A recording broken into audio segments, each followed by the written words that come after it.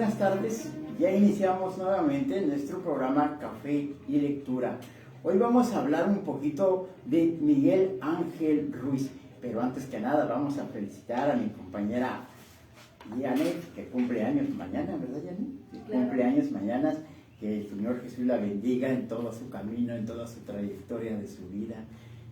Y te felicitamos con todo nuestro cariño, con todo nuestro afecto, todo lo de Radio Comunitaria Isoca. Gracias. Mira, aquí también ya presento a mi compañera Lupita, que ya se viene acercando. Allá se sentó, luego se escucha que ya llegó. Pues ya llegó, que ya llegué. Así es, mi nombre es Gilberto Hernández y hoy vamos a hablar de Miguel Ángel Ruiz. Sí, así es, vamos a hablar de ese autor, bueno, que ya lo habíamos hablado, de hecho, en Anteriores programas. anterior programa, pero ahora vamos con un nuevo libro que igual es de mucha enseñanza, creo. Sí, ya lo miré, lo estuve leyendo un poquito, pero ¿qué te parece si hacemos una pequeña introducción para que veamos quién es Miguel Ángel Ruiz?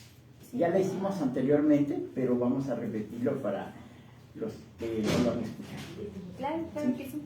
Mira, Miguel Ángel Ruiz, también conocido como Don Miguel Ruiz, es un médico, autor, escritor y orador mexicano de textos y temas espirituales, o influenciado por un peruano que se llamaba Carlos Castañeda. Nació el 27 de agosto de 1952, actualmente tiene 72 años, hijo de José Luis Ruiz, padre Sarita Vázquez y José Luis Ruiz. Su lengua, más que nada, aunque él es mexicano, de niño se lo llevaron a los Estados Unidos y mayormente él habla en inglés y escribe en inglés. Su seudónimo es Don Miguel Ruiz. Ese don que a mí no me gusta, a él sí le gusta. Ajá. ¿Qué te parece? Ese es un poquito de su introducción, que ya habíamos visto, pero estamos recordándola esta tarde. Y vamos a hablar de la maestría del amor. ¿Qué te parece? Sí, vamos a hablarla, de hecho es lo que yo te comentaba.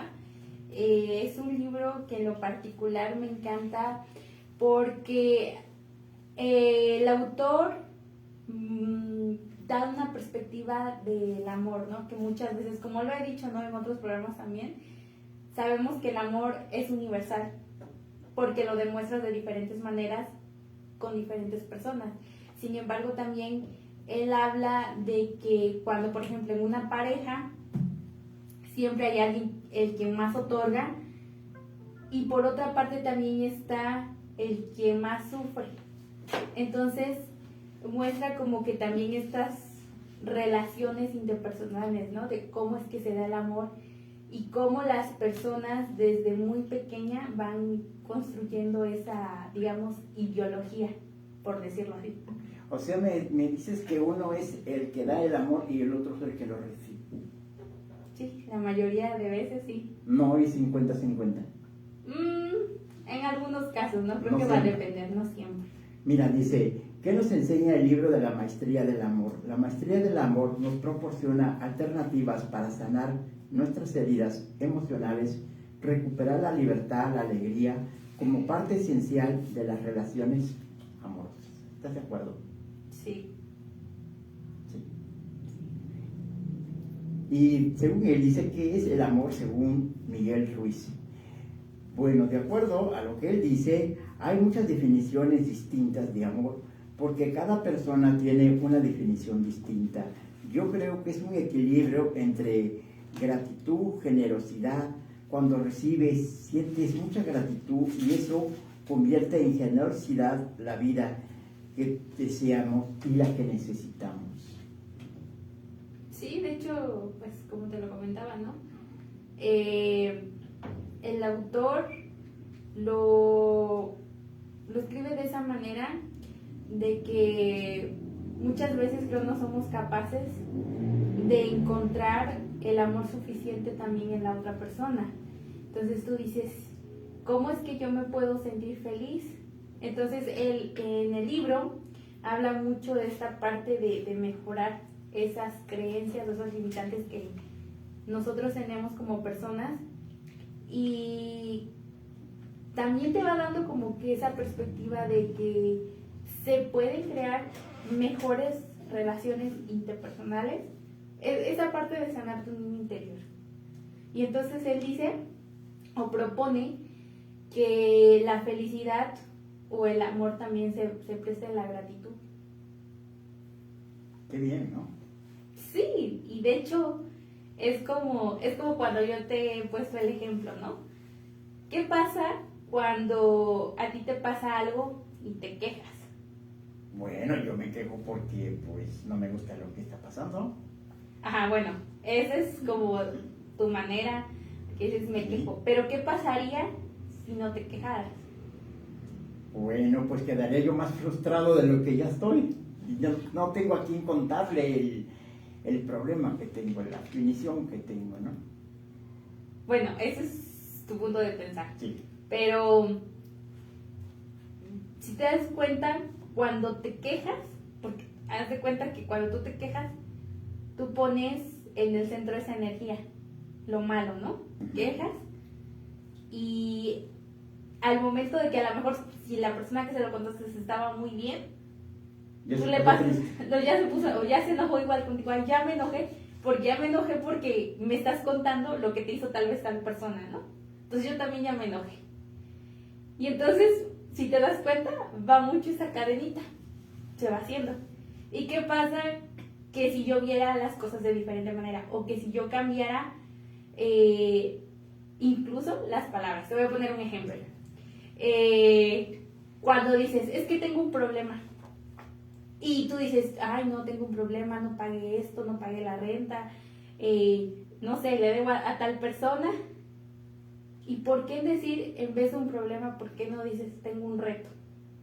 Es muy diferente, porque cuando le dices un problema es como dices, no se va a acabar. Y cuando dices, tengo un reto, es que lo tengo que cumplir, pero no se siente tan pesado. Y en tu subconsciente es muy diferente. Ah, pero un reto es que yo elijo el llegar, por ejemplo, lo que siempre no he podido hacer, tomar refresco. Ese reto, te juro que yo te lo he dicho, es muy difícil para mí. Entonces, pero ya es una opción, pero por ejemplo, el pagar la renta, pues lo tengo que pagar porque es un reto que si no lo cumplo, pues voy a terminar en la calle. Pero ¿qué pasaría si a ese problema que tienes, en vez de decir problema, lo cambiaras por reto o desafío? Sería muy diferente las cosas. Ya no lo verías como desde un problema. Ya no lo vería como una carga, dirías. Sería menos pesado.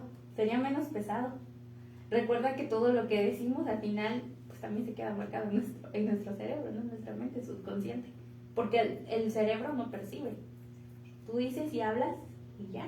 Lo que decía con la profe Jacqueline, ¿no? La palabra tiene poder. Uh-huh. Y es parte digamos, de nuestros decretos. Sí.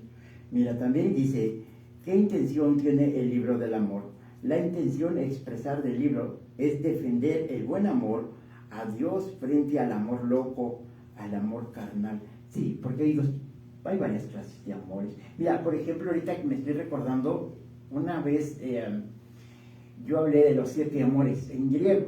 No es que yo hable griego, sino que el amor muchas veces en español solamente yo te quiero, tú me quieres, él me quiere, el verbo querer, el verbo amar, pero es muy, muy igual, ¿no? En cambio, en el griego hay varias clases de amores, amor onomazo, amor sofiazo, amor filial, muchas clases de amores. Y cada uno define qué clase de amor. Bueno, pues el autor lo define más o menos. No resulta difícil imaginar que todos y cada una de nuestras relaciones interpersonales podrían mejorar porque son mucho más los supuestos y las creencias que se basan en el miedo, sí. El tener miedo. Sí. ¿Sí? Socavar el amor, por ejemplo, me quiero casar, pero ¿cómo voy a mantener los hijos? O sea, mejor no me caso. ¿Cómo voy a mantener a mi esposa? Dice ella, no, pues trabajamos los dos. Dice, originales conflictos y sufrimientos en nuestras relaciones. La felicidad solo puede provenir de tu interior y el resultado de tu amor. cuando te des cuenta que ninguna otra persona puede hacerte feliz y que la felicidad la encuentras dentro de ti mismo. Sí. O sea, dices, me voy a casar con este muchacho porque yo todas las noches cuando duermo pienso en él y le doy vueltas y vueltas, dice Lupita D'Alessio, y no me acomodo. Entonces, estando cerca de él, seré feliz. Y no es cierto. Y es algo que yo mencionaba también ayer en Voz Mujer. Decía, muchas palabras o frases románticas que decimos, creo que se apropian mucho de la esencia de la persona. Como por decir, eres mi todo. O sea, no puede ser el todo de alguien. Como una codependencia. Sí, una dependencia emocional. De hecho, ya lo habíamos hablado en el libro también del desapego, ¿no? Con el escritor Walter Rizzo.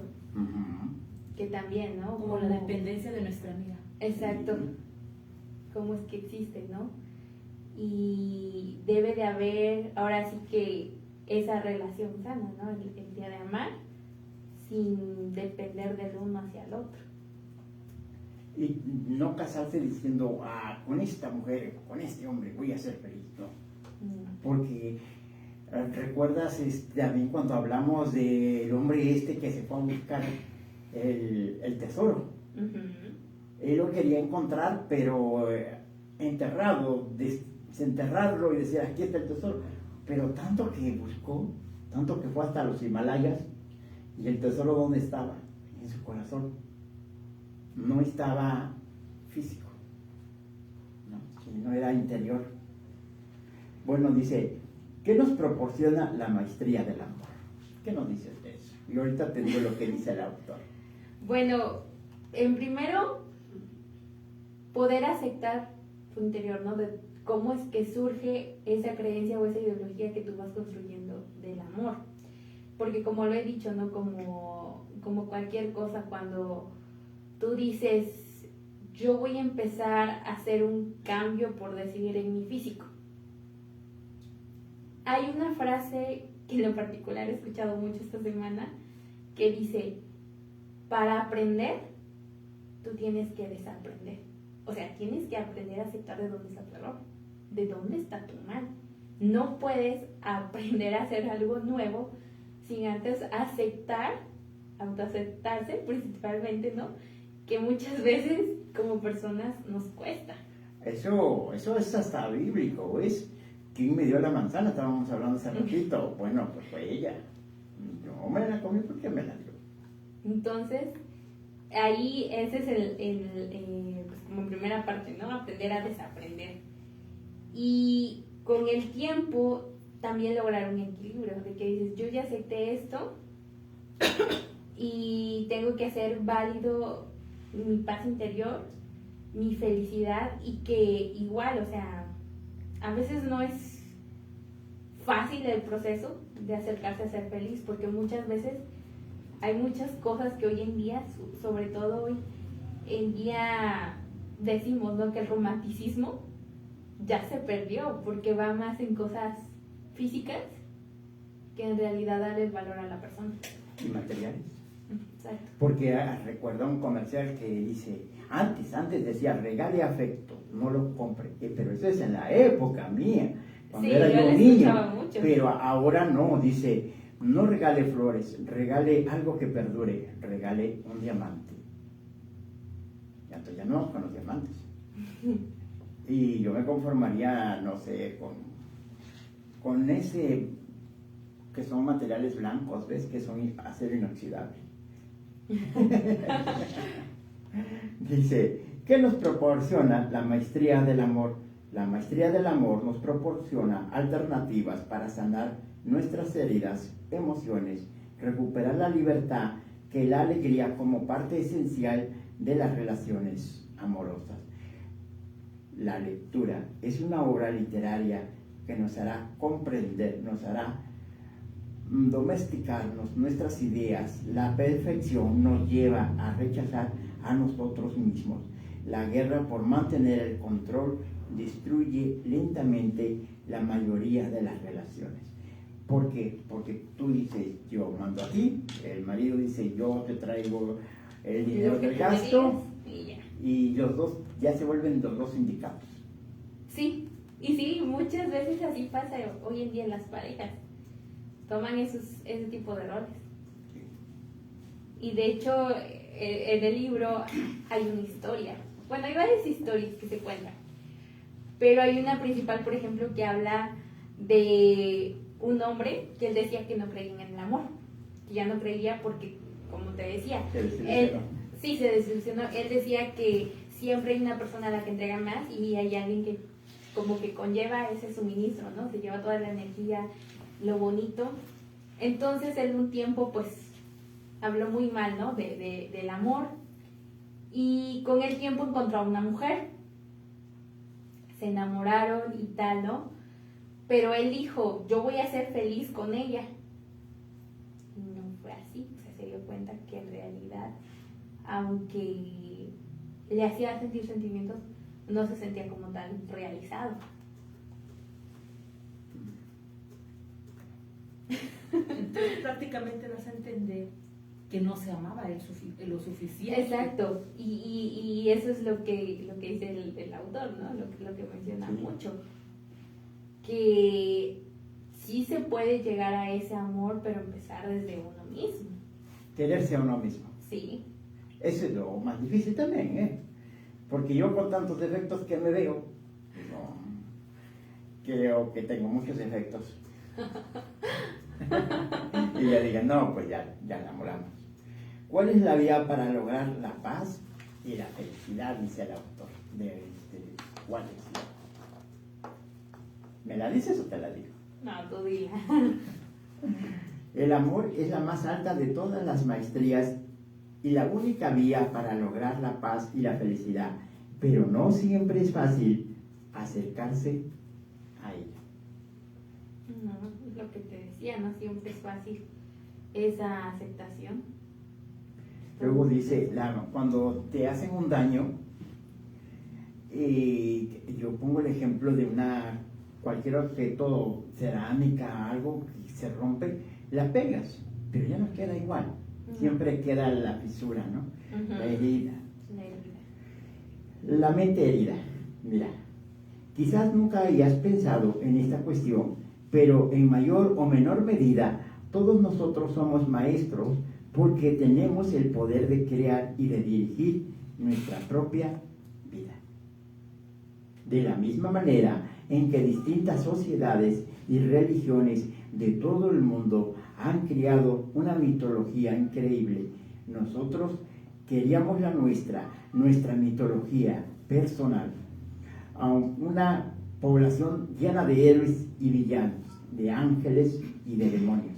Yo me imagino que los demonios han de ser las suegras. Reyes y plebeyos, queremos una población entera en nuestras mentes. Incluimos múltiples personalidades. O sea, nosotros mismos nos hacemos los problemas y creamos de nuestro mundo las cosas, ¿no? Sí, principalmente En nuestra mente también. Sí. en nuestra En mente. nuestra mente. Por ejemplo, podemos decir, ¿cuántas veces no te he preguntado cuando vienes bien arreglada, ¿dónde fuiste? ¿A quién fuiste a ver? ¿A quién fuiste a ver? Somos compañeros de trabajo, pero me entra la duda, ¿a quién fuiste a ver? ¿O no es cierto? Sí. Ahora imagínate que fuera tu novio, que te ve así muy arreglada, que la cita no es con él, y dice, oye, ¿dónde fuiste? Y no supe, ¿no? Y no me dijiste que iba a saber a alguien. Y tú dices, yo vine, me arreglé para ti, ¿no? Sí. Pero ya está imaginándose que fuiste ¿A otra cosa? a otra cosa. ¿O fuiste a ver a alguien más, tal vez, no? O así, por ejemplo, esos viajes tan largos que tú haces, ¿ves? Y dice uno, oye, se fue unos viajes tan largos, ¿con quién fue? Sí, porque uno hace pensar, diciendo, Lupita se fue martes, miércoles, regresa el jueves o el viernes, ¿con quién se fue? ¿A dónde? Pues ¿A con dónde? su familia. Sí, solita. A disfrutar Y solita. de ella, de su soledad, que también es muy bonito disfrutar ¿Ya de ves? su soledad. Ya ves. Ah. pues esa es parte de los demonios que uno se forma mentalmente. Sí, porque es como decía el otro libro, ¿no? Empiezas a asumir cosas Que no son. que no son. Entonces yo me imagino, no, pues quién sabe con quién te O lías. inventar cosas en tu mente. Sí, lo que te digo, Porque los son demonios inventos. que uno se imagina y que Y los dice, haces realidad, o sea, tu mente sí, los ya, inventas, si Lupita se los fue. inventas y los haces realidad y Sí. tú mismo te crees las propias mentiras. Sí, exacto. las mentiras que yo mismo me hice. ¿Sí? Bueno, esa es muy buena idea. Cuando conocimos a otras personas, las clasificamos de inmediato. Lo que nosotros creemos que son y actuamos. Del mismo modo, todas las personas y cosas que nos rodean. O sea, nosotros nos damos cuenta de las personas, más o menos cómo Sí. son. Entonces tú dices, bueno, con Gilberto, muy buena persona, Muy inteligente. muy inteligente. inteligente, aunque no sea cierto. Y dice, se preocupa por mí, por eso piensa que no me voy solita. 4. ¿De qué poder tenemos? ¿De qué poder tenemos? Tenemos el poder de crear. Su poder es tan fuerte que cualquier cosa puede decidir creerse, convertir en realidad. Tú creas a ti mismo lo que estábamos hablando. Lo que crees, lo que quieres creer, porque eso es lo que tú crees en ti mismo. Yo te digo, tú no fuiste sola a pasear, a tu viaje. Y ya me estoy imaginando que fuiste con algún novio, con tu pretendiente, y tú fuiste sola. ¿No? Sí. Pues sí, yo así. Y a veces tú quieres que te comprueben eso. O sea tu amistad o lo que sea, tú quieres que te comprueben que fue sola. Pero pues es algo que a ti no se te tiene que comprobar. Mientras ella lo sepa. Toda la realidad, todo lo que crees es fruto de tu propia creación, lo que estamos hablando. ¿Sí? Para la próxima mandas el video. Bueno. Tienes el mismo poder de cualquier otro ser humano en el mundo. La principal diferencia entre otras personas y tú, escribe muchas cosas, pero todo el mundo vive la vida de la misma manera que tú. Has predicado toda la vida para ser quien eres y lo haces también. Te has convertido en un maestro de lo que crees que eres. Eres un maestro de tu propia personalidad y tus propias carencias, denominaciones, cada acción y cada reacción. Por ejemplo, ves que a mí me gustan 2 temas importantes. Sí. Me gusta la política y me gusta la religión. 2 cosas. Sí, son 2 cosas. Entonces ya sabes que cuando estoy mirando algo, pues dices, o es política O es o es religión. religión. Otra cosa no es. Otra cosa, por ejemplo, deportes. No sé nada de deportes. Sí. Pero también porque no te interesa a conocerlo.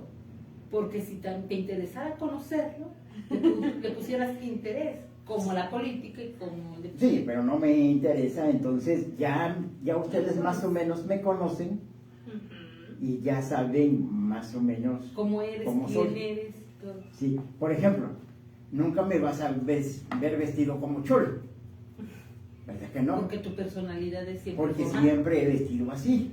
Entonces, no es que digas, puta, vive aquí en Centenario. No, yo vivo ya casi Barrieco, ¿ves? Por adopción. Pero nacido en Centenario. No, yo Bueno, pero yo he vivido en Centenario. Sí, ya nacido es otra cosa.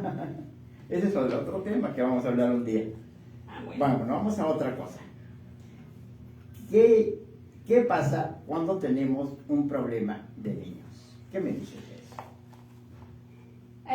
Bueno, creo que aquí se muestra mucho esta parte de las heridas.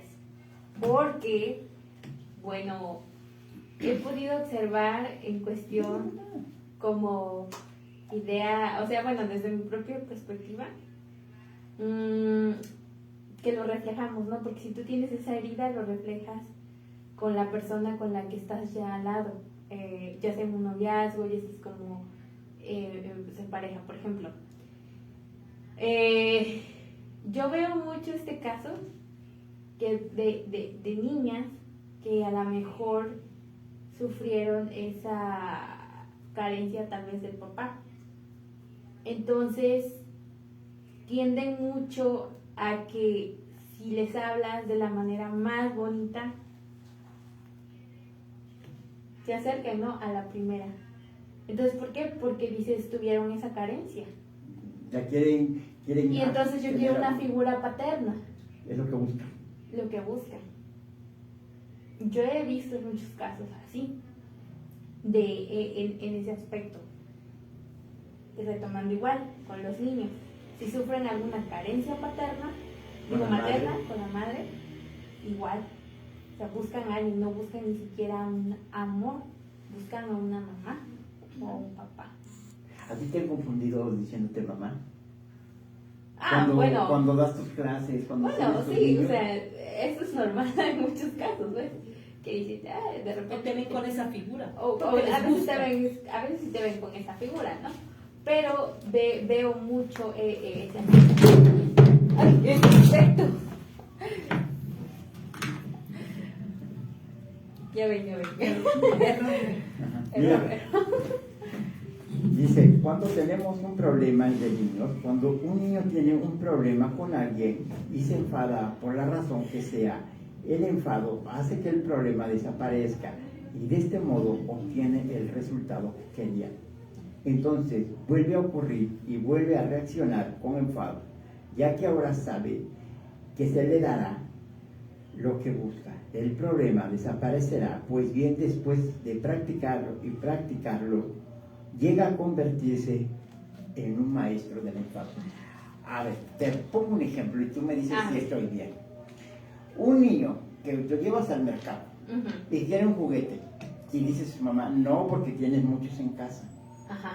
Llora, brinca, patalea, se Su acuesta, berrinche. ¿y qué hace? Bueno, ya, porque no estés molestando, Te lo compro. te lo compra. Entonces, ¿qué hace el niño? Dice, si todo lo que yo quiero lo logro, lo voy a repetir, ¿cierto? Sí. Y eso se presenta. O sea, eso, fíjate que ahí se puede ver esa parte de cómo es que se va forjando, ¿no? Yo siempre lo he dicho, la relación que hay entre la familia, porque tu familia es, digamos que el primer escenario con el que convives, con el que creas una personalidad. Entonces, como tú dices, si empiezan esas, digamos por decirlo, chantajes, empieza eso de la manipulación, ¿no? Ahora igual pasa mucho los casos también que he visto hoy en día de algunos padres de familia que también dicen, bueno, pues yo trabajo, no tengo cómo cuidar a mis hijos, los mando con los abuelos. Pero ¿qué pasa con los abuelos? Sabemos que los abuelos, él dice mucho, la mayoría de los abuelos están para consentir y los consienten. Pero, ¿qué pasa? Tal vez llega mamá y ya no le toman como la figura paterna o materna, sino que ya pasan como a segundo plano y en primer plano siempre van a ser los abuelos. Porque son más consentidores, ¿no? Sí. ¿Te has dado cuenta a los hijos los han tratado más fuerte, ¿no? Pero Sí. ya a los nietos, como que los abuelos, como que ya aceptan más las cosas y les dan a los nietos lo que más facilita las cosas, ¿no? Sí, igual también pasa mucho en la crianza de los hermanos, porque no es lo mismo cómo lo vivió el mayor a cómo lo vivió el más pequeño, también cambia mucho la crianza, porque igual los hermanos mayores siento que como son papás primerizos, que igual no les enseñaron a ser papás, sufren mucho. Dicen, no, pues tuve muchas carencias, o mijito, ¿sabes qué? Es que no tuve esto para ti, a ti. Y vas a... Y a los más chiquitos les dan como que la más facilidad. Fíjate que eso no me pasó porque como mi hermana y yo somos gemelos, Ajá. entonces pues teníamos la misma edad, entonces mi mamá cuando tenía un poco de dinero, siempre nos cuidó mucho, nos daba lo mejor que podía, nos compraba lo mejor que podía y nos llevaba a comer camarones, nos llevaba a comer muy bien, aunque ya después el fin de semana comíamos puro huevo con frijol, pero cuando teníamos dinero mi mamá sí nos cuidó mucho en eso, pero a los dos porque éramos pues de la misma edad. Entonces sí, por esa parte sí reconozco a mi mamá que sí nos cuidó mucho en eso. Pero ya no me tocó mirar al chiquito del demás. Entonces debimos de haber sido más para ver la diferencia. Sí. ¿Verdad que sí? Te doy otra. A ver. ¿Con quién establecemos un acuerdo y lo practicamos? Establecemos un acuerdo con nosotros mismos y lo practicamos hasta que llegue a convertirse en una maestría completa, el modo que pensamos y el modo que sentimos. Luego dice, y en el modo que actuamos se convierte en algo tan rutinario que dejamos de prestar atención a lo que hacemos. Nos comportamos de una manera determinada, solo porque estamos acostumbrados a actuar y a reaccionar. ¿Entendiste? Porque yo entendí poquito. Un poco. Sí, a ver, explícamelo porque yo no entendí. Pues yo lo entendí de esa manera, ¿no? De que dices, ¿cómo reaccionamos, no? Ajá. Igual, sí, como te digo, vas forjando una personalidad y conforme vas reaccionando, vas repitiendo esos patrones. Y por lo tanto, volviendo al punto anterior, lo que decíamos, nosotros conocemos una persona que por lo ideal le dices algo y tal vez en el momento te entiende, ¿no?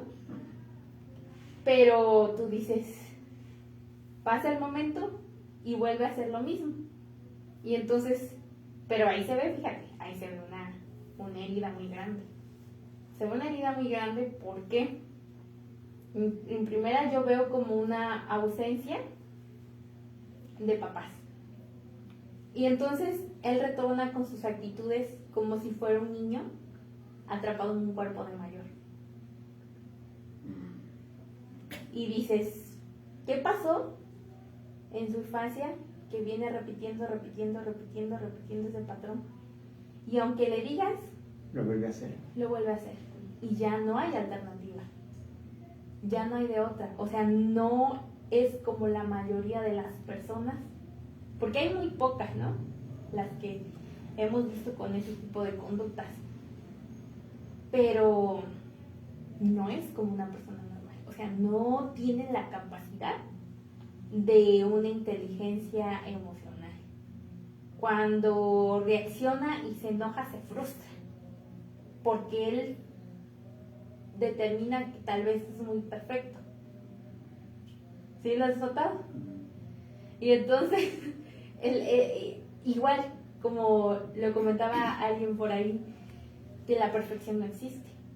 Nadie es perfecto en esta vida. Nadie. Y si tú quieres llegar como a ese perfeccionismo, igual no quiere decir que no eres feliz tampoco. Soy feliz a mi manera. Exacto. Con los defectos, pero pues así me quieres, ¿verdad? Sí. Pero siento que también hay, como dices tú, de esta persona que ya es o un capricho, A ver. que ya es o un capricho o existe un problema psicológico o algo así, ¿no? Uh-huh. Por lo que me das a entender, porque dices que es un patrón que vuelve a repetir, que a lo mejor no acepta tal error que uno le puede marcar, o a lo mejor le haces ver alguna situación, Uh-huh. pero dices tú, en el momento acepta el error. Es como ustedes me dicen, te falló acá, aceptas el error, pero el chiste de hacerte un análisis es porque te aprecian las personas que te rodean, para que mejores, ¿no? Pero si ustedes de cada situación o de cosas, yo no compongo esa situación o no, pues es que también, como dices tú, una ausencia de atención, Sí. de atención no nada más de padres, de todo lo alrededor, o también poder vivir también un círculo de sobreprotección, También. que todo, para esa persona, o sea, de tanta sobreprotección que es una como todo Una lo que burbuja. todo, ajá, una burbuja donde lo que se está cubriendo por algo, porque ¿por qué se sobreprotege también a una persona? Porque hay algo ahí, o sea, porque a lo mejor creemos Ujú. que a lo mejor es el más débil, que a lo mejor tiene una discapacidad X, en vez de tratar de trabajar en ello, ¿no? Ujú. Y que tratar a esa persona por igual, no porque tenga una discapacidad, por alguna, no sé, miles de cosas, tratarlo diferente, sino igual, Igual. y a lo mejor esta persona que dices, el problema a veces también que lo hicieron tan dependiente o porque eres el niño, a veces es porque vives en un círculo de puras mujeres y porque eres el niño y el príncipe y el rey y todo, y no le digan nada a mi niño, no Vamos le a digan avanzar nada. un poquito. Entonces es eso, no aceptar. Bueno, vamos a ver, analicemos otro punto, ¿eh? A ver, vamos a seguir. Vamos a seguir, mira. Dice, ¿cómo podemos convertir en maestros del amor? ¿Cómo nos podemos convertir en maestros del amor? Ah, te doy la definición y ustedes me ayudan a resolver el problema. Ya son dos. Ahí se pelean. Sí. Para permitirnos en maestros del amor, tenemos que practicar el amor. Ujú. El arte de las relaciones también es una maestría completa y el único modo de alcanzarla es mediante la práctica. Por consiguiente, para llegar a ser maestros de una relación hay que actuar. No se trata de adquirir demasiados conceptos ni de alcanzar un concepto en concreto. Esto quiere decir buscar varias formas, ¿no? Ujú. Ahora sí, les dejo el punto. Pues es como dices, o sea, en practicar el amor, o sea, practicar en el aspecto, amar a tus semejantes, amar a las mascotas, amar todo, o sea, todo, amar la vida, amar las flores, amar la puesta del sol, amar todo, o sea, es la práctica, no, como dices tú, las definiciones de amor esto, amor lo otro, o sea, no lo que se escribe, sino hacerlo, y tuyo, ¿no?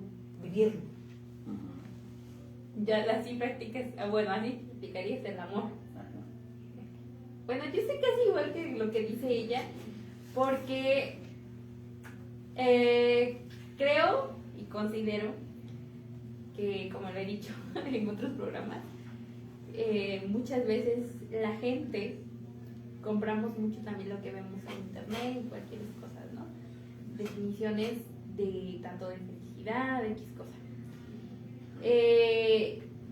Y creo que esto también tiene que ver mucho, como dices, tener tu propio criterio.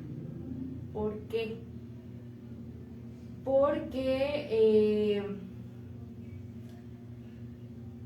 experimentas el amor, o yo lo dedico así de que para mí amar es decir, demostrar ese afecto a cualquier cosa y desde mi persona, principalmente creo que ese sería como esa manera. Primero el afecto, el respeto y la solidaridad. Para mí sería. Porque una persona que ama te demuestra desde una simple palabra, desde un consejo, desde una mirada. O sea, es un afecto, ¿no? De ponerte en el lugar de la otra persona. Bueno, vamos a hablar un poquito ahora del planeta. A ver. No sé qué tiene que ver aquí un planeta, pero aquí está un planeta. Vamos a ver. Quiero que te imagines que vivimos en un planeta donde todas las personas padecen una enfermedad en la piel. ¿Sí? Durante 2000 años a 3000 años, la gente de este planeta ha sufrido la misma enfermedad. Todo su cuerpo está cubierto de heridas, infectado. Y cuando se toca, duele. La gente cree que esta es fisiológica, normal.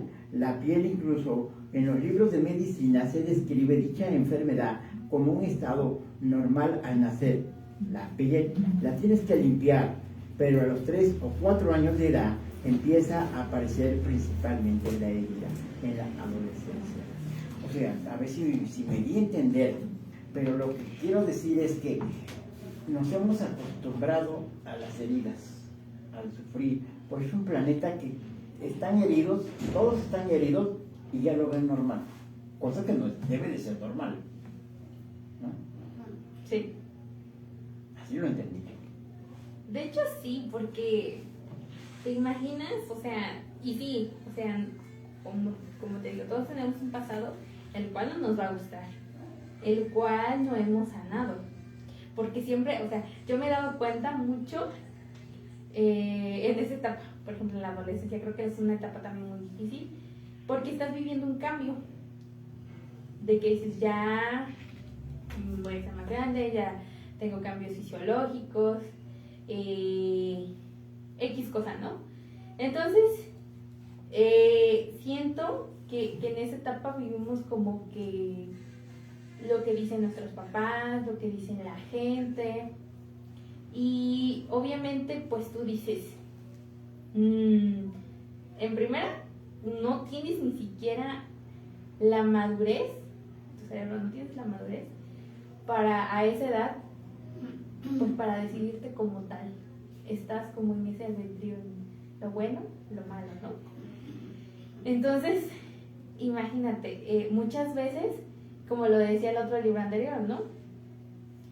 Muchas veces nos hacemos de expectativas, que tú me digas algo y dices, ay, estoy enojado conmigo, a lo mejor ya no me quiere, ya no es mi amigo, ya no, estamos asumiendo. Y nos damos mucho eso de detectives. Entonces, pues desde ahí empiezan las heridas, desde las malas comunicaciones, desde las expectativas tan altas que tenemos. Y sí, o sea, tú puedes ver a un adulto mayor hoy en día que a lo mejor es muy perfeccionista, qué pasó en su niñez, o es un adulto que a todo le tiene miedo.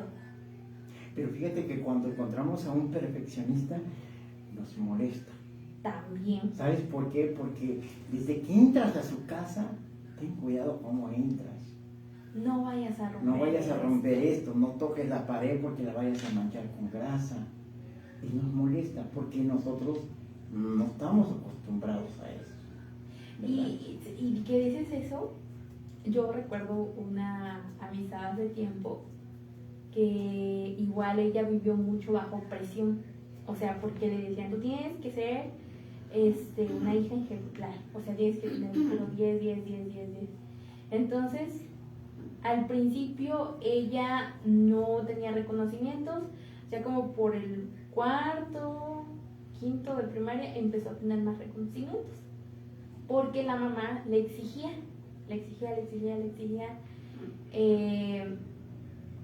Pues con el tiempo lo agradeció, ¿no? Porque dice, me volví como que muy madura. Pero siento que también se perdió parte de su infancia, lo bonito.